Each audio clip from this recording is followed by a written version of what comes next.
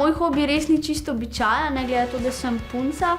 Pri nas v naši gostilni v Logarski dolini smo imeli malo bolj pusto glede za otroke, ne. In sem se odločila, da bi naredila take skulpture iz lesa, ne, in da bi naredila iz tega pravljično pot.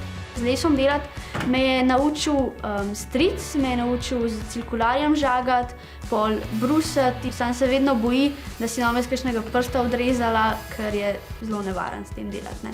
Rabiš biti zelo natančen pri izdelovanju z lesa, ne, pa rabiš biti malo tako umetniški, ne, tako. Smisel rabiš imeti, ne, kako bi kaj naredil, ne, da lahko pol tudi kaj sam delaš, ne, da sam po Googlu iščeš kakšne izdelke, ki so jih drugi delali in jih ti še enkrat narediš iste, ne. Stricu pa tudi rada pomagam in mu vežem njegove stole. On jih v bistvu reže, brusi, včasih tudi jaz luknje delam. Ful sem ponosna, ker naredim izdelek, ne, ker tudi veliko truda vložim v to. Je najbolj tako žalostno, ker se jaz kaj zmotam in moram še enkrat začetka začeti. Ali pa če narobe zmeram kaj in pol je premejhan ali pa predolgo in pol imam težave s tem.